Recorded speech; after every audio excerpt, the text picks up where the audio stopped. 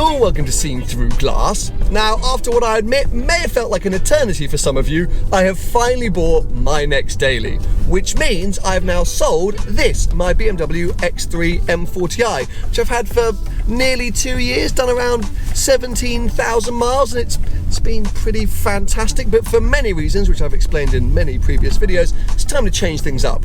But today, as I head down to Tony at Gravelwood Car Sales, who's very kindly bought this car off me, I thought I'd kind of reflect on my time with it and sum up the pros and cons as to what might be one of the best daily drivers still on the market.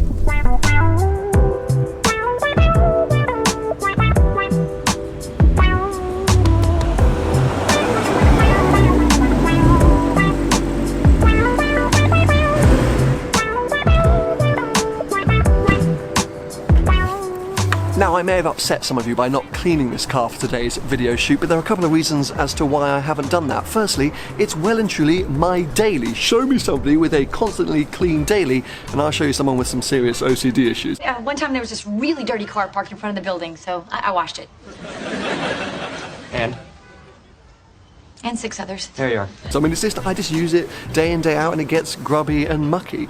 But secondly, and more importantly, I'm taking the car down to Tony at Gravelwood, who's going to give it a kind of full detail before it goes up for sale. So it seems a bit pointless for me to wash it before he then goes through an even better and more professional washing process. So yeah, I'm sorry if you're upset by it, you're just going to have to get over it. The car's dirty. Now, I wanted to start this video in London because, well, it's where I live, but it's also where I've used this car the majority of the time.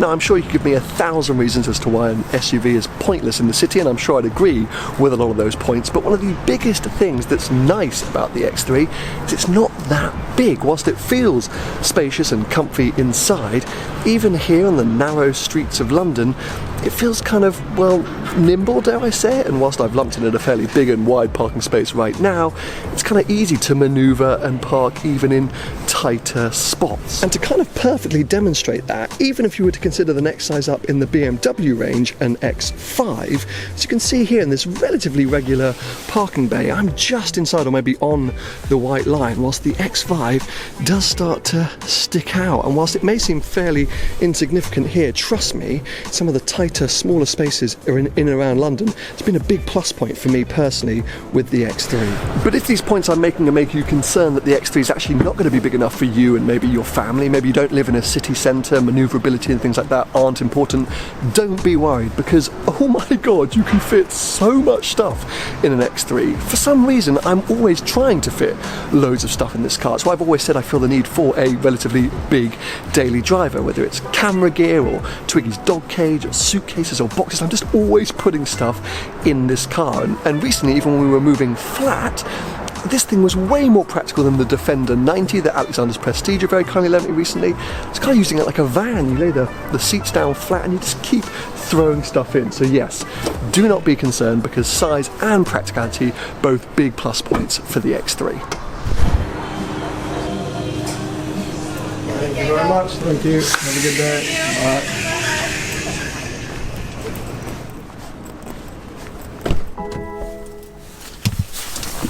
Now, if you've seen any of my content, thank you, door. That's not a feature, by the way. It's not got like self-closing doors. I think I'm just on a bit of a slant. Anyway, I've always been a fan of this car's tech. It is fully loaded with tech, and I'm a big fan of this generation BMW Infotainment System. I think it looks really good, it's really easy to navigate, and it just works. Even the voice-activated controls work, for example. DAB BBC Radio 1. You are listening to the DAB station, BBC Radio 1. Genuinely genius. I mean, I've got it muted at the moment so I don't get sued by Rihanna or One Direction for using their music illegally. And I don't really use that function for anything else except changing radio station or skipping track, etc. But it's worked. It genuinely works. I've got heads-up display, wireless charging for my phone, cruise control, heated seats. I mean, everything's brilliant. The Harman Kardon sound system, oh my god. Genuinely think it's the best in class. At this price point, I haven't experienced a sound system better than the Harman Kardon one in this car. A few negatives though.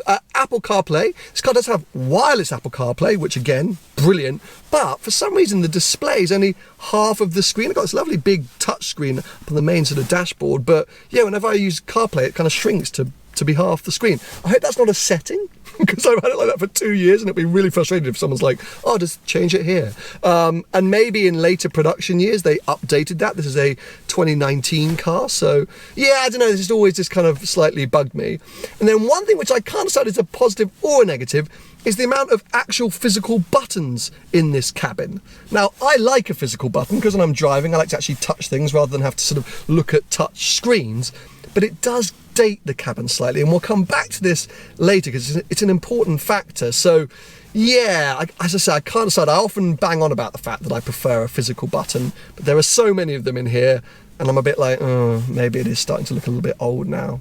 I'm tough to please, aren't I? Anyway, I now have my smoothie, which makes me very pleased. So let's power up and head on down to Tony.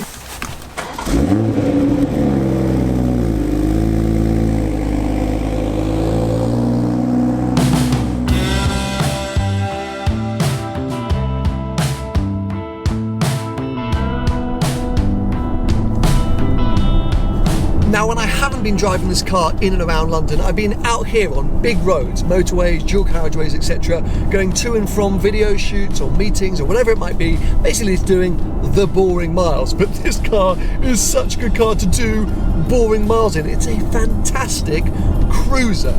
This engine from BMW, it's a peach. 3-litre turbocharged straight 6 with around 355 horsepower, mated with this lovely 8-speed automatic gearbox. It just hums along the road. You still get the sense that it's got the power as and when you need it, but it's just very happy just plodding along.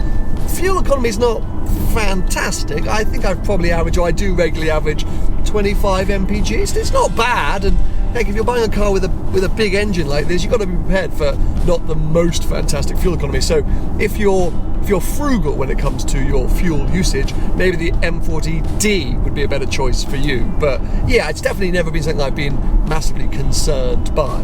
The other thing I want to touch on is the ride comfort. Before I bought this car, I did read some journalist reviews of it, and a lot of them said that the M Sport suspension, which comes with the M40i, is a little bit firm. I know what they're talking about. It's butter smooth, this. It just absolutely absorbs every bump and crack, and when you turn everything up, the car still feels good and dynamic, but in most everyday situations, it's just a lovely place to be. The X3M, the sort of level up from this, has one of the firmest rides in the world. So honestly, if you're looking for performance from your sort of compact SUV, please consider the M40i if you're also considering the M, because ride comfort is sublime in this thing. But because of sort of all the factors I just mentioned, when I'm out here on the motorway, I usually knock it into Eco Pro, which just helps eke out a little bit more fuel economy, even use the cruise control pretty readily, and yeah, just sit back, listening to my music and having a pretty easy time of it. Now, as good as this car is at cruising, it is essentially a baby M car, so we have to talk about its dynamic capabilities, and dynamically capable it is. I've come out of Eco Pro and got into the adaptive setting for the car, which is basically how I use it 9 times out of 10 when I'm not on the motorway. I very rarely feel the need to go into Sport or Sport Plus just because of the way that I use this car. When you do, everything's very impressive, but adaptive just kind of reads the road, reads your driver input, and well, sets the car up kind of perfectly. Listen to that soundtrack. I already talked about how impressive this engine is, but also the sound is so good inside and outside. When I start this up on a cold morning, I'm like, oh yeah, sounds meaty. Then out here, when you start to step on it, you get rewarded with actual sound. Again, something that a lot of the newer cars don't have. Now look, is it as dynamically capable as a Macan GTS or a Stelvio Quadrifoglio? No, but it's quick, it sounds good, and I think it makes up for it in other areas like I've explained. The tech, the comfort, the practicality, the size, etc. wins out where the actual sort of, you know, driving emotion maybe is missing, but it's not to say that it's not good. It is still a very enjoyable drive, and if I wasn't stuck in so much traffic, I'd be able to display that, but I'm running tight on time today, so I haven't got the opportunity to start finding nice twisty roads to demonstrate the car. But look, here we go. Do a bit of a cheeky overtake of this transit. So much poke. Oh, we're gonna go for a double overtake. Wow! Oh my god, that was sketchy. I don't usually drive like that. Just trying to show off for the camera.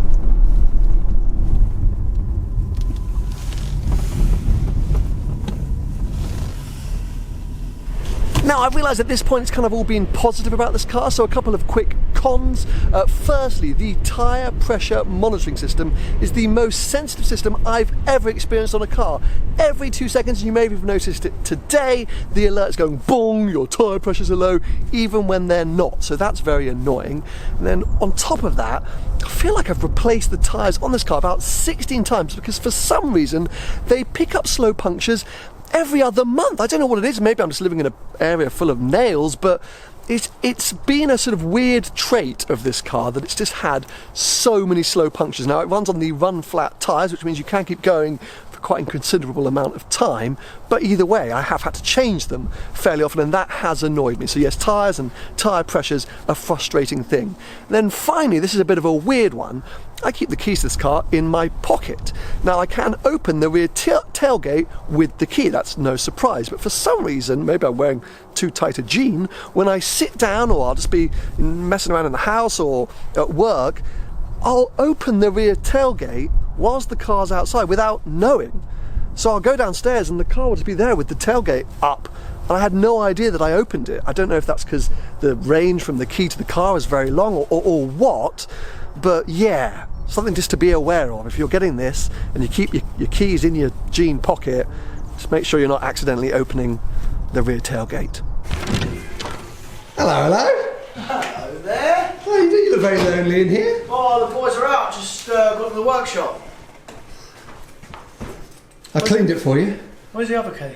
Oh, I got all the keys. I got What do you V5. want to I'm just doing that for the video. Oh, we're on? Yeah. Hello, everyone. Yeah, no, I cleaned it up. It's looking tip-top. No work that you need to do. I have never, ever, ever had a car from you that's been cleaned and all tip-top. So I'm not even going to look out the window. You're lying. It's in good shape otherwise, it's just a bit dirty. Nothing you can't handle, I'm sure. Are you joking? No, but I know you put it through like a proper pro detail. I know your cars go through like an insane preparation, so I was yeah, like, they do, but what's the point in me just getting an average car wash? I'm actually glad you bring it in this state. It's another 500 quid cheaper now.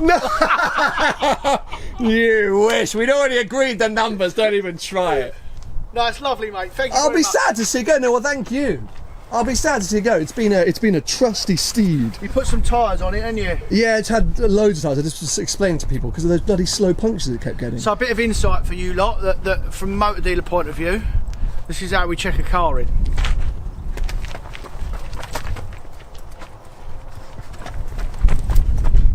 Yeah, it's good.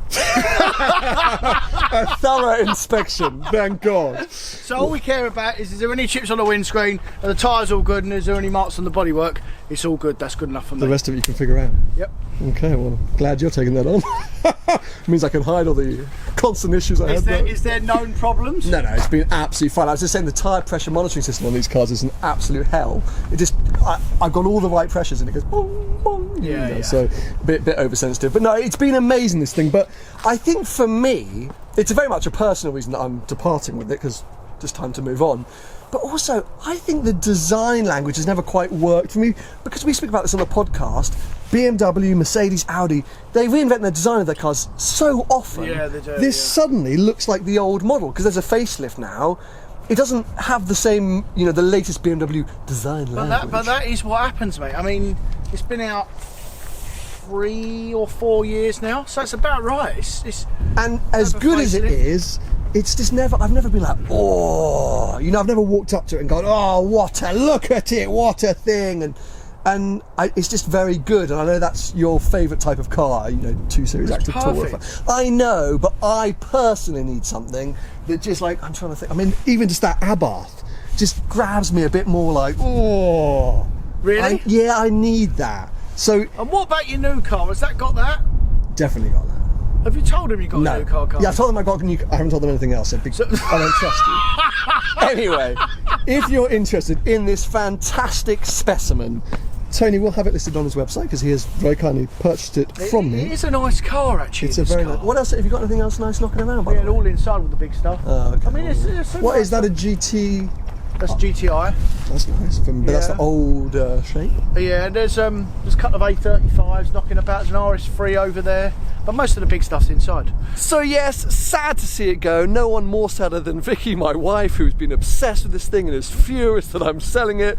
But it's just time to change. So stay tuned, because my new daily will be revealed very soon. If you're interested in this car, head over to Tony's website, gravelwoodcarsales.co.uk. It may still be available.